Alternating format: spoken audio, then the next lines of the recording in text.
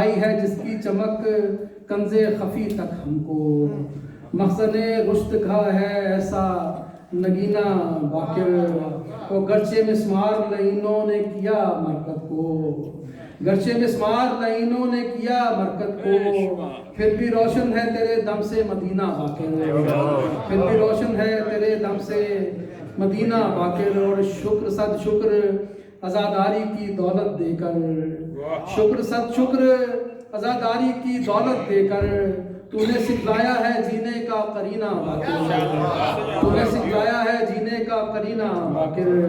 اور ورد طوفان میں اس نام کا کر کے دیکھو، ڈوبنے دے گا نہیں تیرا سفینہ باقر۔ اور خوشبوئیں خلد کی سجاد وہاں سائل ہیں، جن ہواؤں میں گھلا تیرا پسینہ باقر۔ علم اور عرفان حقیقت کا خزینہ باقر، مسکن نور خدا ہے تیرا سینہ باقر۔ محمد وعلی محمد صلی اللہ علیہ وسلم۔ بڑے ادب بڑے احترام سے مسعود قبلہ مولانا ہاشم رضا قدری صاحب کی خدمت میں آئیں اور آج کی اس مجلس میں مولانا سے خطاب فرمائیں۔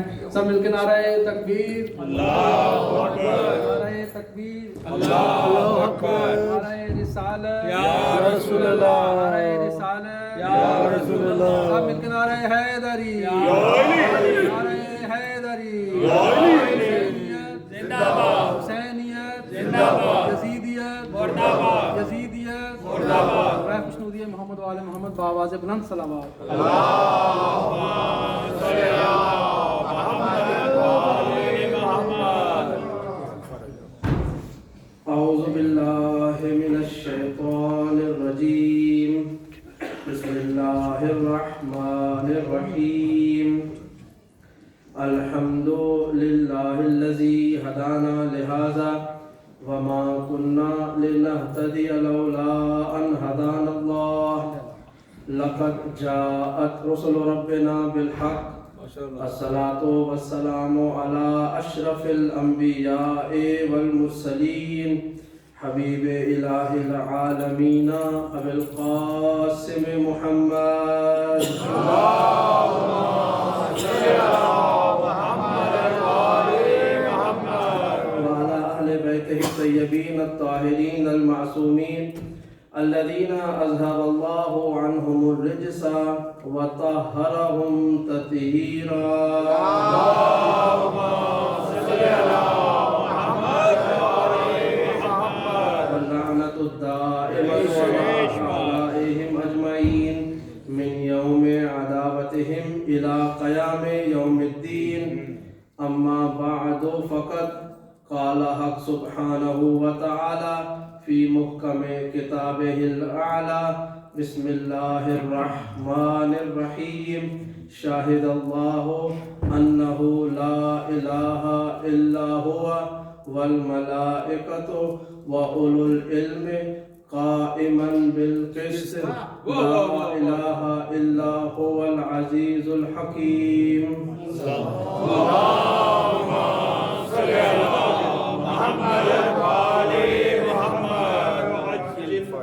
محترم محترم سامعین کرام، برادران عزیز وقار، خواہان ذیشان، السلام علیکم ورحمۃ اللہ وبرکاتہ۔ میں سب سے پہلے اپنی جانب سے آپ تمام حاضر خدمت میں اور پھر ہم سب کی جانب سے قائم آل محمد کی خدمت میں ان کے جد امجد حضرت امام محمد باقر علیہ السلام کی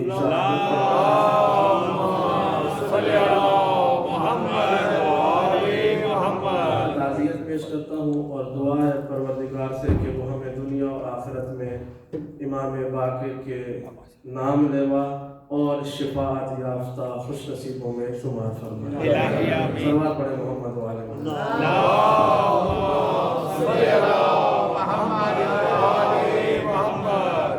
ہمارے ہر دل عزیز دوست سید محمد علی شاہ صاحب لندن سے اور شاعر عالی مراد جناب بلال کاظمی صاحب بیمار ہیں، خصوصی طور پر التماس کی گئی ہے کہ ان کی صحت یابی کے لیے دعا کی جائے۔ ہم اس ذکر کے واسطے سے مالک شفا کی بارگاہ میں دعا کرتے ہیں کہ وہ ان دونوں افراد کو اور جہاں جہاں مومنات بیمار ہیں انہیں شفائیں کاملہ عاجلہ عطا فرمائے۔ اللہ پڑھے محمد وعلی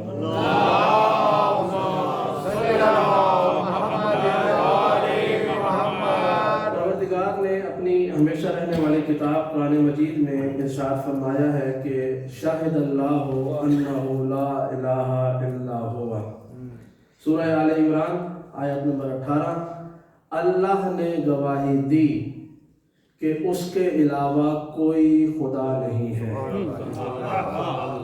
آیت کے اتنے نفیس اور حسین الفاظ ہیں کہ اگر انہی الفاظ کو تکرار کر کے ہر لفظ کا ترجمہ مختلف انداز سے بیان کیا جائے تو میں سمجھتا ہوں ہماری جو گفتگو کا وقت ہے تو وہ چند الفاظ میں ہی پورا ہو جائے گا، لیکن ظاہر ہے ہم نے ایک موضوع کی طرف آنا ہے تو اس لیے جلدی جلدی بیان کر رہا ہوں۔ شاہد اللہ انہ لا الہ الا ہوا، اللہ نے گواہی دی ہے کہ اس کے علاوہ کوئی اللہ نہیں ہے۔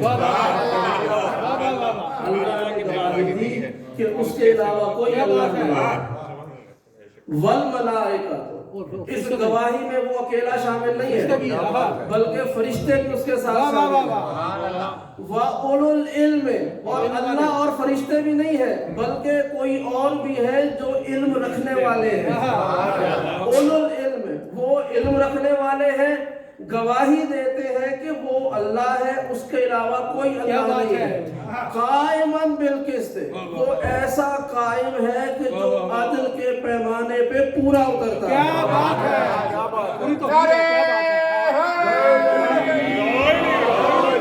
قائماً بالقسط، قائماً بالقسط، وہ ایسا واحد ہے کہ جو قائم ہے عدل کے پیمانوں پر۔ عدل کا جو بھی معیار آپ کے ذہن میں ہو اللہ اس پہ پورا اترتا ہے۔ بچوں کے ساتھ یہ گواہی کون دے رہا ہے؟ اللہ دے رہا ہے، اور فرشتے دے رہے ہیں، اور اولو العلم دے رہے ہیں۔ یعنی تین افراد، اللہ، فرشتے، یا تین گروہ کہا جائے، پروردگار کی ذات واحد، فرشتے اور اولو العلم مل کے گواہی دے رہے ہیں کہ اللہ کے علاوہ کوئی اللہ نہیں ہے اور وہ عدل کے میزان پر قائم ہے۔ اگلی آیت، اسی آیت اگلے لفظ ہے لا الہ الا ہوا، دوبارہ سے دہرائے گئے ہیں۔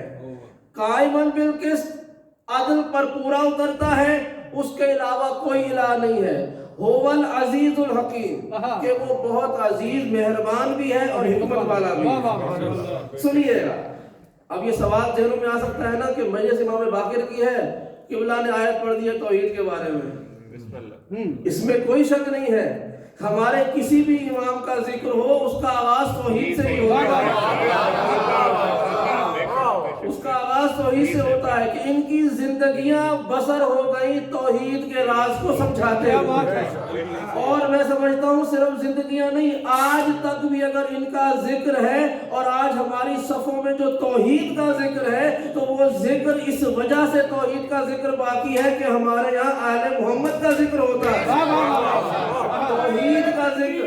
اللہ اکبر، نعرہ تکبیر، اللہ اکبر، نعرہ رسالت، یا رسول اللہ، نعرہ رسالت، یا رسول اللہ، نعرہ حیدری، یا حیدری، یا حیدری،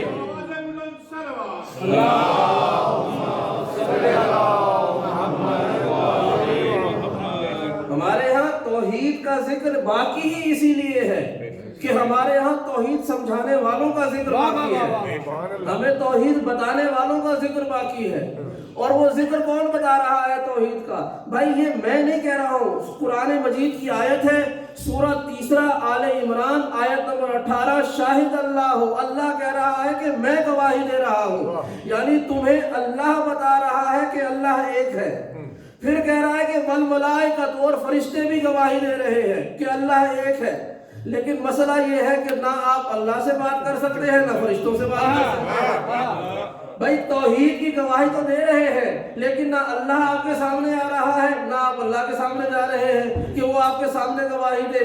فرشتوں کے سامنے تو ہم جا نہیں سکتے، وہ فرشتہ ایک ہی دفعہ سامنے آتا ہے، ایک ہی دفعہ سامنے آتا ہے، تب قسمت والے ہوتے ہیں گواہی دے دیتے ہیں۔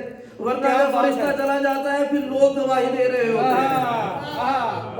ہیں. تو نہ اللہ سے زندگی میں گواہی لی جاتی ہے نہ فرشتوں سے لی جاتی ہے. تو اب کوئی تو ایسا گروہ ہوگا نا جو ہمیں اور آپ کو بتائے گا کہ اللہ نے کیا گواہی دی, فرشتوں نے کیسی گواہی دی, اور کون لوگ تھے جو ہمیں اور آپ کو بتائیں گے کہ اللہ کی گواہی کیا ہے. تو فوراً لفظ آ گیا کہ صرف اللہ نے گواہی نہیں دی, فرشتوں نے گواہی نہیں دی, بلکہ وہ اولو العلم, کچھ علم رکھنے والوں نے بھی گواہی دی. کیا گواہی دی؟ لا الہ الا هو العزیز الحکیم, اللہ کے علاوہ کوئی الہ نہیں ہے, وہ مہربان بھی ہے اور وہ حکیم بھی ہے.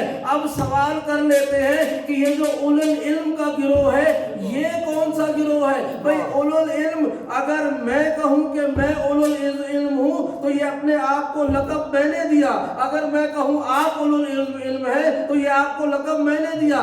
ثابت کرنا پڑے گا مجھے کہ میں صاحب علم ہوں. آپ کا دعویٰ ہے تو آپ کو ثابت کرنا پڑے گا کہ آپ صاحب علم ہیں. لیکن یہاں قرآن مجید میں جس گروہ کو صاحب علم کہا گیا اسے نہ میں نے صاحب علم کہا نہ آپ نے صاحب علم کہا, بلکہ اس پروردگار نے صاحب علم کہا جو اپنی توحید کا سب سے پہلا شاہد ہے, اور وہ یہ کہہ رہا ہے کہ میرے ساتھ گواہوں میں یہ اولو العلم گروہ بھی شامل ہے. تو ہم اسی پروردگار سے سوال نہ کر لیں کہ پروردگار تو ہی بتا دے کہ وہ اولو العلم کون ہے. تو فوراً سے آواز آئی, بسم اللہ الرحمن الرحیم, الرحمن علم القرآن خلق الانسان علمہ البیان. پاک ہے پروردگار جس نے پہلے قرآن کا علم دیا پھر انسان کی صورت میں زمین پر بھیجا.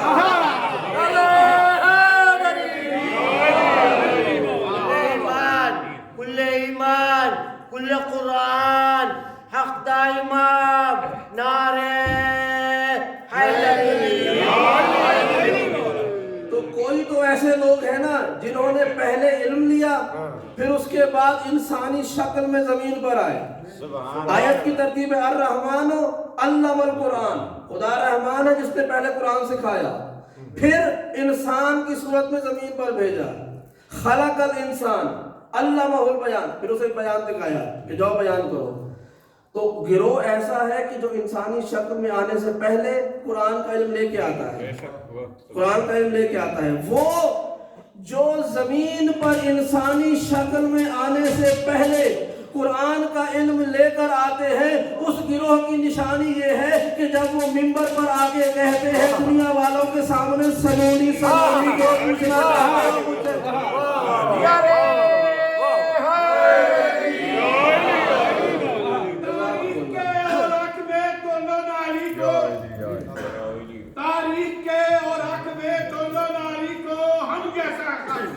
کبھی بولو نہیں, وہ عرش کے منبر کا سلونی ہے مسلمان, تم تخت خلافت پہ ٹٹولو نہیں. نعرہ حیدری.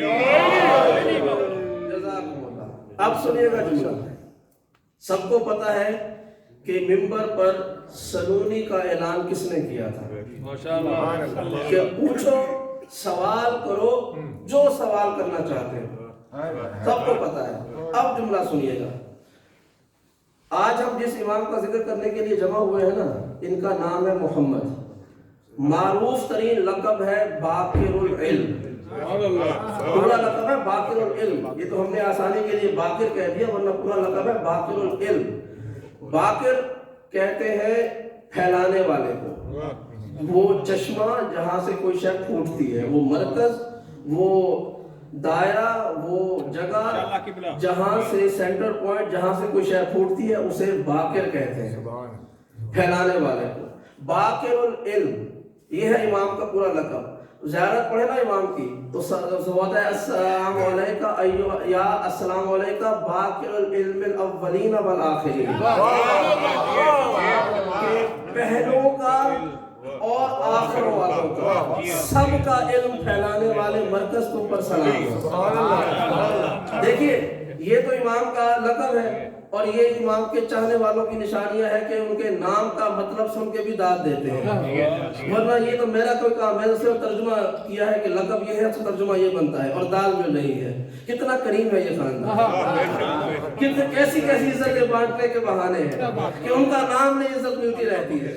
اب جدید جملہ سنیے گا، یہ لقب باقر العلم یا نام محمد کس نے دیا؟ مجھے تاریخ کے پہلے محمد سے لے کر آخری محمد تک جتنے بھی نام ملے ہیں، جب ان کے والدین سے کہا گیا کہ آپ کے ہاں بیٹا آیا ہے اس کا نام تجویز کر دے، تو ہر دفعہ پہلے نے یہی کہا کہ میں اس کا نام تجویز نہیں کروں گا، بل سماہ اللہ، اس کا نام اللہ نے رکھ دیا ہوا ہے، اللہ نے اس کا نام رکھ دیا ہوا ہے۔ اب ایک روایت ہے بڑی طویل، اس کے صرف 2 جملے سنیے گا۔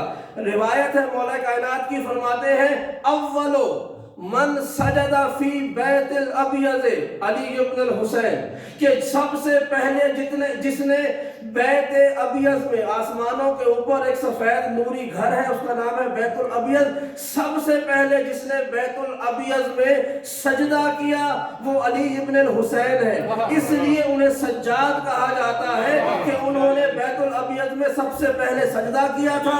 اور اولو من علم الملائکۃ بے اسرار بسملہ فہو محمد ابن علی، کو سب سے پہلے جس نے فرشتوں کو بسم اللہ کے الفاظ بتائے وہ محمد باقر تھے۔ محمد باقر ہمارے یہاں مزاج ہے فضائل میں خوش ہوتے ہیں، مولا کائنات کے فضائل سن کے، مسائل میں گیا ہوتا ہے امام حسین کے، لیکن یاد رکھیے گا جہاں مولا کائنات کے فضائل ہیں وہاں ہمارے دیگر ائمہ کے فضائل ہیں، لہذا ان کے ساتھ بھی وہی رویہ رکھا کیجیے۔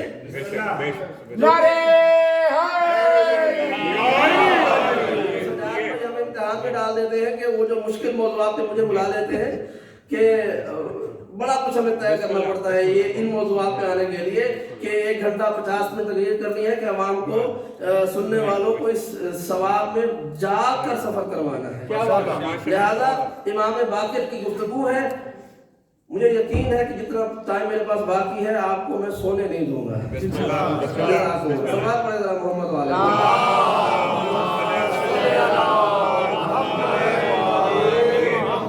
سب سے پہلے جس نے فرشتوں کو اسرار بسملہ، بسم اللہ کو عربی میں بسملہ کہتے ہیں، جس نے بسم اللہ الرحمن الرحیم کے راز بتائے وہ محمد باقر ہے۔ اس وجہ سے اللہ نے کہا کہ ہوا باقر العلم، یہ تو میرے علم کا پھیلانے والا ہے، یہ میرے علم کا پھیلانے والا ہے۔ یہ نام لقب اس لیے نہیں پڑ گئے، یہ تو ہمارے یہاں ہوتا ہے نا کہ بچہ کوئی پیارا لگ رہا ہو، بیٹا کسی کا کہتے شہزادہ ہے، چاہے شہزادہ نہ بھی ہو کہتے شہزادہ ہے، ٹھیک ہے، یہ ہمارا مزاج ہے، یہ چاند ہے، ٹھیک ہے، یہ بڑا لائق ہے، یہ ہمارا مزاج ہے، ہم کسی کو بھی کوئی نام دے دیتے ہیں، لیکن اللہ کا یہ مزاج نہیں ہے کہ وہ کسی کو کوئی بھی نام دیتا رہے، وہ کسی کو کوئی بھی نام دیتا رہے۔ جب اللہ نے کسی کو باقر العلم کہا ہے کہ یہ علم پھیلانے والا ہے، سوچے کتنا بڑا عالم ہوگا۔ اب آگے چلیے، جلدی جلدی جملہ سنتے ہیں۔ امام باقر کی زیارت کے جملے، ان کا ایک جملہ ہے السلام علیکہ ایھا الرفیع فی النسب، تم پر سلام ہو کہ جو اپنے نسب میں بہت بلند ہے، اپنے نسب میں بہت بلند ہے۔ امام حسین اور دیگر ائمہ کی زیارت میں ہے کہ آپ پر سلام ہو کہ جنہیں پاک و پاکیزہ نسب میں منقول کیا گیا، لیکن یہ جملہ امام باقر کی زیارت کے علاوہ کہیں نہیں ملتا ہے، ایھا الرفیع فی النسب، کہ آپ کو نسب میں بھی بلند کیا گیا۔ جب اس کی تفسیر معلوم کی گئی تو بڑا سادہ سا جواب ہمارے سامنے آ گیا، یہ پہلے امام ہے کہ جو والد کی طرف سے بھی ہاشمی ہے اور والدہ کی طرف سے بھی ہاشمی ہے، جو والد کی طرف سے بھی علوی ہے، والدہ کی طرف سے بھی علوی ہے، جو والد کی طرف سے بھی فاطمی ہے، والدہ کی طرف سے بھی فاطمی ہے، بلکہ یوں کہوں جو باپ کی طرف سے بھی محمدی ہے اور ماں کی طرف سے بھی محمدی ہے۔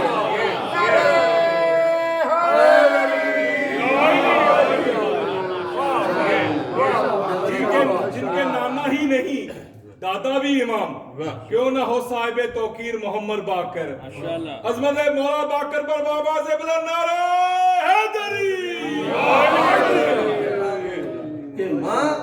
امام حسن مجتبی کی دختر اور والد امام حسین کے فرزند. یعنی دنیا میں اس سے بہتر کوئی نسل ہو سکتا ہے کہ فخر سے بتا رہے ہو کہ میں حسن کا بیٹا ہوں, میں حسین کا بیٹا ہوں. کیا بات ہے. یہ ہے محمد باقر. پہلا لقب یہ تھا کہ آپ رفیع فی النسب ہیں.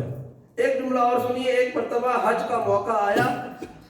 یہ تو ہماری مجبوری ہے کہ وقت ہمیں اتنا سا ملتا ہے, خدا کی قسم اگر یہ مجلس مثال دے رہا ہوں مغرب کے بعد ہوتی یا مغرب کچھ دیر کے بعد ہوتی, میں آپ کے سامنے 2.5-3 گھنٹے بغیر رکے امام کی صرف زیارت کے جملے سناتا. کیا بات ہے. صرف زیارت کے جملے میں کیسے کیسے لفظ استعمال ہوئے ہیں. اور یہ زیارتیں ہم نے نہیں لکھی ہیں, یہ زیارتیں ہم نے نہیں لکھی ہیں, یہ امام باقر کی زیارتیں امام صادق نے ہمیں بتائی ہیں. یہ ہمارے بتائے ہوئے شاعر کا شعر نہیں ہے, عالم کے جملے نہیں ہے, خطیب کی خطابت نہیں ہے. اور حوالے تو ہمارے پاس ہیں ہی صحیح. حوالوں کی دنیا میں رہتے ہیں, حوالے ہمارے پاس ہیں ہی صحیح. بدل سے جملہ سنیے گا. امام ایک مرتبہ ایک راوی بیان کرتا ہے کہ میں حج کے لیے مکے کی طرف گیا تو میں نے دیکھا کہ کوہ ابو قبیس کی چوٹی پر ایک شخص بیٹھا ہوا ہے کہ جس نے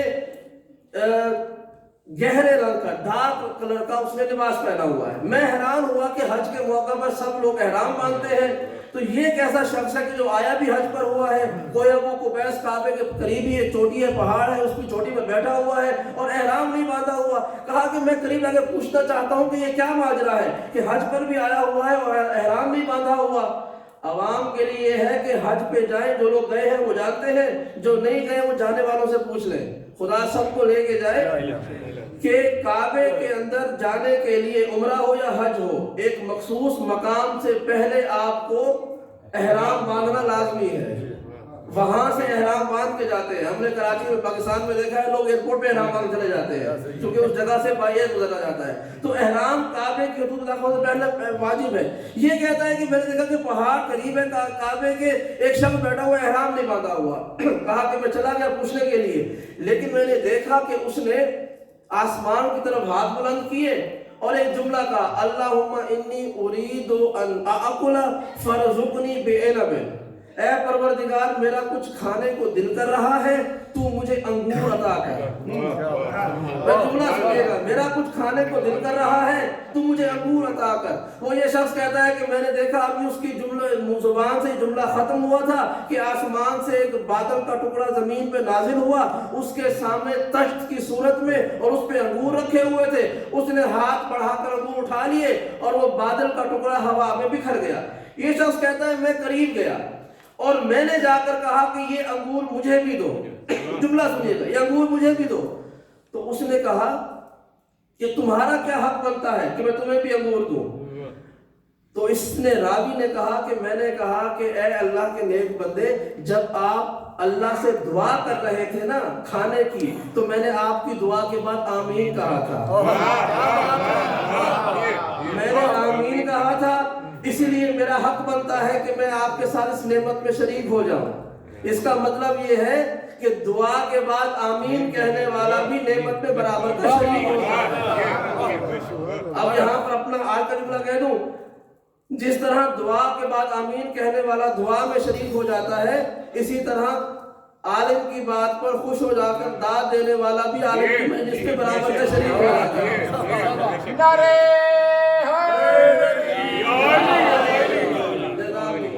وہ کہتے ہیں میں نے انگور لے لیے. میں ابھی سوال کرنے والا تھا احرام کے بارے میں, تو اس نے پھر دعا کی, پروردگار مجھے طلب ہے کہ تو مجھے چادر دے تاکہ میں احرام بنا لوں. چادر دے میں احرام بنا لوں. وہ کہتے ہیں کہ میں نے یہی منظر دیکھا کہ ایک چھوٹا سا ابر کا ٹکڑا آیا, اس پہ 2 چادریں رکھی ہوئی تھی. اس شخص نے ایک چادر کا احرام باندھ لیا اور ایک اگر اس کے ہاتھ میں تھی.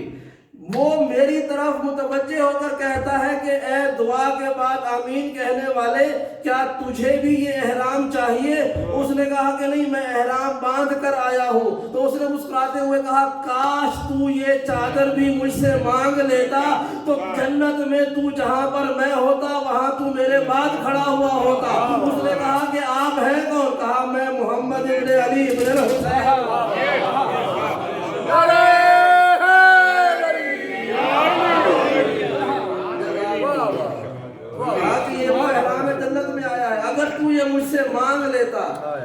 जन्नत में जहां पर मैं होता मेरे साथ तू खड़ा हुआ।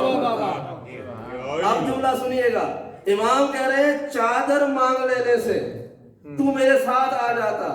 अब बताइए, हम जो इमाम के नाम पे परवरदिगार से रिस्क भी मांगते हैं, औलाद भी मांगते हैं, दुआएं भी मांगते हैं, तो ये यकीन है जिस तरह वो एहराम बांधने वाला अगर एहराम मांग लेता तो जन्नत में इमाम के साथ होता। हम जो खुदा की बारगाह में इमाम के वसीले से रिस्क मांगते हैं और खुदा दे देता है, क़यामत के दिन यकीनन हम भी इमाम के नक्शे कदम पे चलते हैं। सवाल पढ़े मोहम्मद वाला।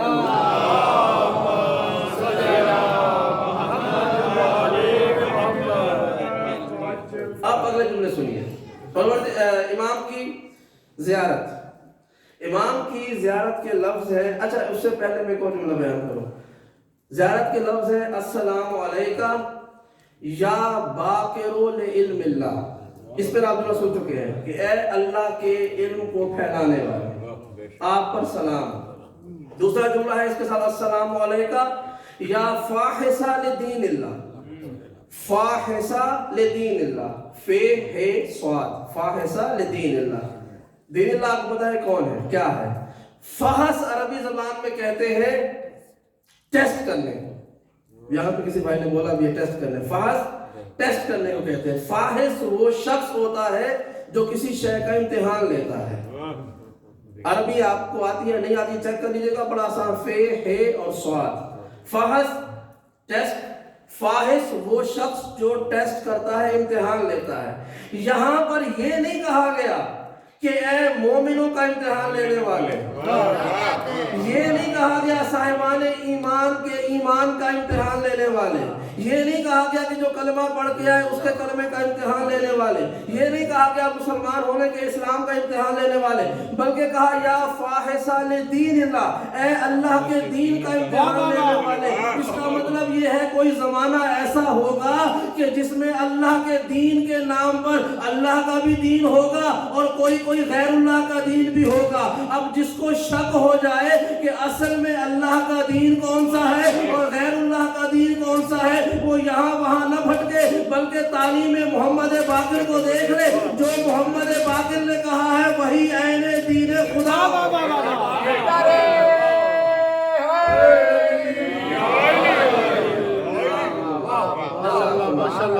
अब आइए सबसे अहम जुमले पर, ज़ियारत के अहम से मुराद जो आज की मजलिस का जो निचोड़ है वो ये है अस्सलामु अलैका या फाहिसा लिदीनिल्लाह, अस्सलामु अलैका या मुहामी लिसिफातिल्लाह, ए अल्लाह की सिफात की हिफाजत करने वाला। ये बड़ा मुश्किल जुमला है समझाना। मैंने बड़ी कोशिश की कि ऐसी मिसाल हो जो आप सबको समझ में आ जाए और याद भी रहे, तो वो मिसाल पेश करने लगा हूँ। इस इदारे का नाम है इदारा मारिफ इस्लाम, यही नाम है ना, मारिफ इस्लाम। मारिफ इस्लाम को नशर करने वाला, उलूम इस्लाम की पैगाम रसानी करने वाला ये इदारा है। यानी इस्लाम के अंदर जो कुछ भी है वो इस इदारे से नशर होता है। एक ट्रस्ट है, उसको कुछ ट्रस्टीज हैं और एक मैनेजमेंट कमेटी है जो इसको मिलकर रन करते हैं। वो खा ट्रस्टी हो या मैनेजमेंट के अफराद हो, सबका काम ये है कि जो इस ट्रस्ट का मकसद है उसे पूरा किया जाए तवज्जो के साथ। अब ट्रस्ट का मकसद क्या है? सबसे पहला मारिफ इस्लाम है ना, तो सबसे इस्लाम का सबसे पहला मारिफ क्या है? तौहीद है। सबसे पहला मारिफ तौहीद है। अब चाहे वो ट्रस्टी हो, चाहे मैनेजमेंट कमेटी के अफराद हो, चाहे तबर्रुक बांटने वाले हो, सुनने वाले हो, पढ़ने वाले हो, जो जिस तरह से भी इस ट्रस्ट के साथ मुंसलिक है उस पर लाजिम है कि वो पैगाम तौहीद का बचाव करे। सुनिएगा जुमला। अब इनमें से मिसाल दे रहा हूं, एक शख्स यहां पर बुत ला के खड़ा कर दे, कहे जी हमारे दोस्त हैं, उनके घर में हनुमान जी फारिग पड़े हुए थे, मैं उठा के यहाँ पे रख देता हूँ, अब यहाँ पे हनुमान जी आ जाए। सुनिएगा, अहम मिसाल है, यहाँ पर आ जाए तो लाने वाले की जात पे फर्क नहीं पड़ेगा। वो अगर सैयद है तो सैयद ही रहेगा, अगर वो कोई भी उसकी जात है तो वही जात रहेगी, उसका इस्लाम खत्म नहीं हो जाएगा, वो काफिर नहीं हो जाएगा, वो मुशरिक नहीं हो जाएगा। लेकिन उसके इस अमल से ये जो पैगाम मारिफ इस्लाम है ये खत्म हो जाएगा, क्योंकि मारिफ इस्लाम में तौहीद है, बुत परस्ती नहीं है। تو اس شخص کی ذات پہ فرق نہیں پڑے گا. فرق کس پہ پڑے گا؟ وہ ٹرسٹ جس کے لیے وہ ذمہ داری ادا کر رہا تھا وہ مقصد ختم ہو جائے گا. تو لہٰذا سب لوگ مل کے چاہیں گے کہ وہ جو اصل مقصد ہے اس ادارے کا وہ باقی رہے اور توحید کا پیغام پھیلتا رہے. ایک شخص اگر اس کو خراب کرنا چاہتا ہے تو اس شخص کو باہر کر دیا جائے گا, مقصد خراب نہیں کیا جائے گا, کیونکہ سب مل کر ذمہ داری کے ساتھ معرفت اسلام کو بچانا چاہتے ہیں. اگر کوئی لے کے بھی آ جائے تو اس کی ذات خراب نہیں ہوگی. تو یہ جو بچانے والے ہیں وہ اس ٹرسٹ کے لیے حجت کہلائیں گے. توجہ کے ساتھ, وہ اس ٹرسٹ کے لیے حجت ہے کیونکہ وہ اس کے اصل کو بچانے والے ہیں, اس کی توحید کو بچانے کے لیے کام کر رہے ہیں. امام کا لقب ہے السلام علیکہ یا محامی لصفات اللہ, اے اللہ کی صفات کی حفاظت کرنے والے آپ پر سلام ہو, اللہ کی صفات کی حفاظت کرنے والے آپ پر سلام ہو. اور وہ جملے یاد ہے, لا الہ الا هو العزیز الحکیم. آل عمران پروردگار نے کہا, اولو العلم نے گواہی دی کہ اس کے علاوہ کوئی الہ نہیں ہے. یعنی جتنی دیر تک بھی پہلے محمد سے آخری محمد تک زمین پہ زندہ رہے وہ پروردگار کی توحید کا پیغام پہنچاتے رہے. ان میں سے اگر کوئی بالفرض محال توحید کے رستے سے ہٹ جاتا تو ان کی ذات پہ فرق نہ پڑتا, عقیدہ توحید بگڑ جاتا. مان جائے ہستیوں پر کہ جنہوں نے اپنی ذات ختم کر دی, عقیدہ توحید کو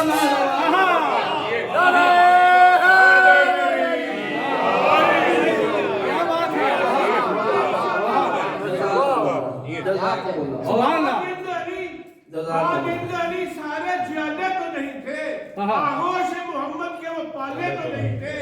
لے لیجئے کعبہ کی فضاؤں سے گواہی, وہ توڑ کے پھینکے تھے, سنبھالے تو نہیں. اللہ سلامت رکھے.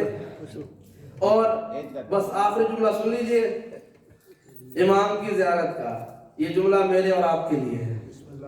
جملہ کیا ہے کہ اشہدو یا مولائی, میں گواہی دیتا ہوں اے میرے مولا, قد اخرجت اولیاءک من ولایت غیر اللہ الى ولایت اللہ. اے میرے مولا میں گواہی دیتا ہوں کہ آپ نے اپنے ماننے والوں کو غیر خدا کی ولایت سے نکالا, اللہ کی ولایت میں داخل کیا. یہ زیارت کے لفظ ہیں کہ اے میرے مولا میں گواہی دیتا ہوں, اشہدو یا مولایا, میں گواہی دیتا ہوں اے میرے مولا, قد اخرجت اولیاءک, آپ نے اپنے ماننے والوں کو نکال لیا, من ولایت غیر اللہ, غیر خدا کی ولایت سے, الى ولایت اللہ, اللہ کی ولایت میں داخل کر دیا. یہ جملہ سنا زیارت کا, یہ میرے اور آپ کے لیے تھا نا, یقیناً امام نے داخل کیا. لیکن جب قرآن مجید کی ایک آیت امام کے سامنے پیش کی گئی, جملہ سنیے. امام باقر تشریف فرما ہے صحن مسجد میں. کسی نے سوال کیا کہ رسول خدا کے بیٹے یہ جو آیت ہے ادعو الی سبیل ربک بالحکمت والموعظۃ الحسنہ, کہ لوگوں کو اللہ کے راستے پر بلاؤ اچھے طریقے سے اور حکمت کے ساتھ, بالحکمت حکمت کے ساتھ, وہ موعظۃ الحسنہ اچھے انداز میں. اس کی تفسیر کیا ہے؟ خطاب اللہ کے رسول سے ہے اور امام سے سوال کیا گیا کہ تفسیر کیا ہے؟ ادعو الی سبیل ربک, اپنے رب کی طرف لوگوں کو بلاؤ, بالحکمت والموعظۃ الحسنہ, کہ حکمت کے ساتھ, سمجھداری کے ساتھ اور اچھے انداز میں. تو امام نے کہا کہ تیرا سوال کیا ہے؟ اس نے کہا کہ یہ سبیل رب کا کیا ہے؟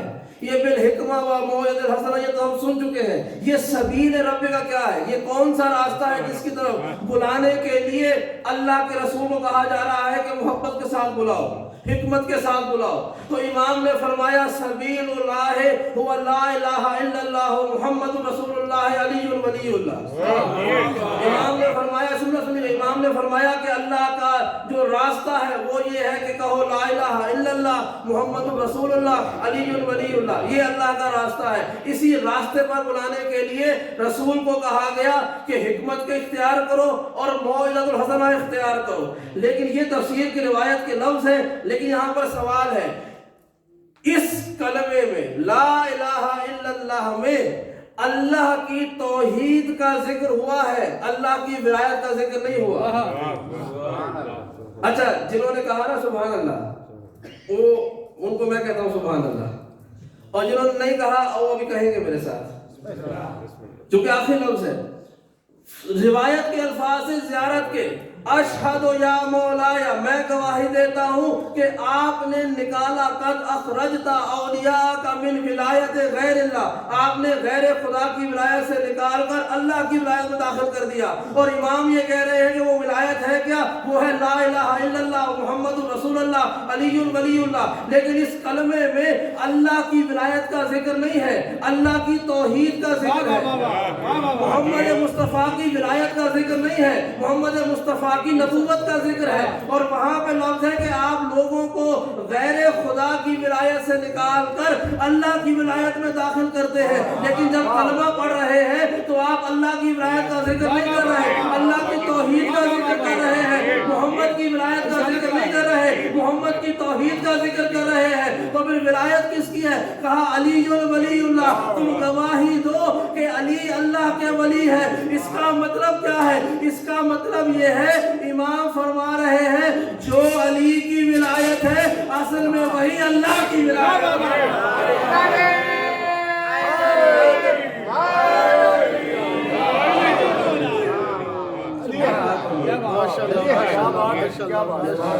جو علی کی ولایت ہے وہی اصل میں اللہ کی ولایت ہے. اور جسے علی کی ولایت نہ ملی نہ اسے محمد کی نبوت ملے گی, نہ اسے اللہ کی وحدانیت ملے گی. کیونکہ روح عقیدہ توحید و نبوت علی ولی اللہ. نعرے حیدری یا علی یا علی یا علی مدد حق. اور امام باقر بہت علم, بہت سوالات, لوگ جوک در جوک آتے رہے آپ کے پاس سوالات کرنے کے لیے, اور آپ نے کبھی کسی سوال کے جواب میں یہ نہیں کہا کہ مجھے نہیں پتا, کبھی یہ نہیں کہا. علم دنیا نے دیکھا, حلم دنیا نے دیکھا, سخاوت دنیا نے دیکھی, لیکن علم سے پہلے, حلم سے پہلے, سخاوت سے پہلے دنیا نے آپ کا صبر دیکھا. جیسا صبر امام باقر نے بچپنے میں دکھایا ہے. کربلا کی جو روایتیں ہیں نا, کربلا کے بعد کی جو روایتیں ہیں, شام غریبہ کے بعد کی, ان میں ایک بہت بڑا حصہ روایت کا امام باقر کا ہے. ظاہری 5 برس کی عمر تھی امام کی کربلا میں, 4.5 برس کی ظاہری عمر تھی. اور ایک جملہ میں کہوں, خدا لعنت کرے ہشام بن عبد الملک کہ جس نے امام کو شہید کیا دھوکے سے, زہر دے کر. اور 5 برس کے امام باقر شام غریبہ کے بعد, آپ نے شام غریبہ میں جناب سکینہ کا بڑا ذکر سنا ہے. شام کے کوفے کے بازاروں میں, شام کے راستوں میں, شام کے بازاروں میں جناب سکینہ 4 برس کی تھی, امام باقر 5 برس کے تھے, 5 برس کے تھے. میں نے کبھی عزیزان محترم کبھی بھی زندگی میں فضائل یا مسائل اس نیت سے نہیں پڑھے کہ میں فضائل بناوٹی پڑھ دوں تو لوگ خوش ہو کے داد دیں گے, یا مصائب کے جملے اپنی طرف سے بیان کر تو لوگ گریا کریں گے. میں نے فضائل بھی پڑھے ہیں تو اپنے مولا کی رضا کے لیے, مصائب کے جملے پڑھ دوں گا تو سیدہ کی رضا کے لیے. جس کی آنکھوں میں آنسو آ جائے وہ بھی دعا دے دے, جس کی آنکھوں میں آنسو نہ آئے تو کوئی بات نہیں, وہ سیدہ سے دعا کر لے, اپنے لیے بھی اور میرے لیے بھی. تاریخ کے جملے ہیں, روایت کے جملے ہیں کہ شام غریبہ کے بعد تمام قیدیوں کو مرد و زن تمام قیدیوں کو، کسی کو زنجیریں باندھی گئی، کسی کو رسیاں باندھی گئی، کسی کو زنجیریں، خود امام باقر کی روایت ہے کہ میں نے دیکھا کہ مردوں کو زنجیریں باندھی جا رہی تھی، ہاتھوں میں ہتھکڑیاں باندھی جا رہی تھی، پاؤں میں بیڑیاں باندھی جا رہی تھی، اور اہل حرم کو رسیاں باندھی جا رہی تھی۔ آگے جب سب بڑے رسیوں اور زنجیروں میں بند گئے تو ان بڑوں کے آغوش سے لپٹے ہوئے ایک طرف میں کھڑا تھا، ایک طرف میری پھوپھی سکینہ ایک طرف میں تھا، ایک طرف میری پھوپھی سکینہ تھی۔ ہم دونوں اپنے بڑوں کے آباؤں سے لپٹے ہوئے کھڑے ہوئے تھے، یہاں تک کہ شبر نے دیکھا کہ سب کو رسیوں اور زنجیروں سے باندھا جا چکا ہے، یہ دو بچے کھڑے ہوئے ہیں۔ روایت کے لفظ نہ ہوتے نہ میں پڑھتا، تاریخ کہتی ہے امام نے فرمایا جب شبر نے دیکھا کہ اب رسیاں ختم ہو گئی ہیں، زنجیریں ختم ہو گئی ہیں اور یہ دو بچے آزاد ہیں، سنیں گے کیسے؟ کہا کہ گھوڑوں کی لگاموں کو کھولا گیا، میری پھوپھی سکینہ کے گلے میں گھوڑوں کی لگام ڈالی، ایک لگام سے میرا گلا باندھا گیا، اور جب گھوڑے چلائے جاتے ہمارے پاؤں زمین پہ آتے، ہم پنجوں کے بل چلتے۔ اجرکم اللہ، اجرکم اللہ۔ ہزاروں تاریخ کے جملے ہیں، تاریخ یہ کہتی ہے امام باقر۔ اب سنیں گے جملہ، خود امام نے کہا کہ جب ہم کربلا سے لے کے شام کے راستے میں چل رہے تھے نا، جملہ سنیے گا ہزاروں، کب کربلا سے لے کے شام کے راستے میں سب نے پانی پی لیا، راوی کہتا ہے میں نے دیکھا کہ یہی دو بچے تھے کہ جنہوں نے سارا راستہ پانی نہیں پیا، یا سکینہ پانی نہیں پیتی تھی یا محمد باقر پانی نہیں پیتے تھے۔ جب پوچھا گیا کہ یہ دو بچے پانی کیوں نہیں پیتے تھے، کہا جب بھی پانی ملتا جا کے سید سجاد کی بیڑیوں پہ پانی ڈال دیتے، وہ دھوپ سے گرم ہوتی زنجیریں۔ اجرکم اللہ، اجرکم اللہ۔ ہزاروں تاریخ یہ کہتی ہے کہ جب شام کے زندان میں سب قید ہو گئے نا، بس آخری جملہ، جب شام کے زندان میں سب قید ہو گئے نا اور وہاں پر لوگ سوال کرتے تھے کہ اے بچوں بتاؤ کہ تمہیں کس طرح سے لایا گیا، تم نے کون سے سفر طے کیے، مجھے عزت خدا کی قسم یہ جملہ کتابوں میں امام سے روایت ہے، کہا کہ جب ہم کوفے اور شام کے شہروں سے گزرتے تھے کوئی ہمیں پتھر مارتا تھا، کوئی ہم پہ لکڑیاں پھینکتا تھا، جسے کچھ نہ ملتا وہ ہم پہ گرم پانی پھینک دیتا، کوئی مٹی اٹھا کے مارتا، آواز آتی اور یہ باقی کے گھر والے۔ اجرکم اللہ۔ دادارو امام باقر کو زہر ملا، مدینے میں اپنے آخری لمحے میں تھے، آخری لمحے میں تا یہ منظر کشی کی روایت ہے، کہا کہ امام کے دہنے مبارک سے خون جاری ہوا، آنکھیں آہستہ آہستہ بجھنا شروع ہوئی، امام نے اپنی کوہنیوں کا سہارا لے کر بستر سے اٹھنا چاہا، لیکن جب نہ اٹھ سکے تو شام کی طرف روک کر کے کہا کاش میری بھی کوئی زینب جیسی بہن ہوتی۔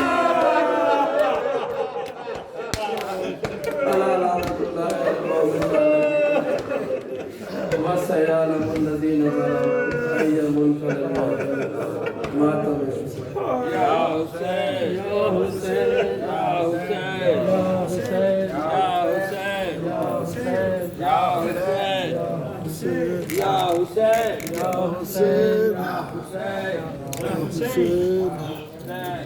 حسین، یا حسین، یا حسین، یا حسین، یا حسین۔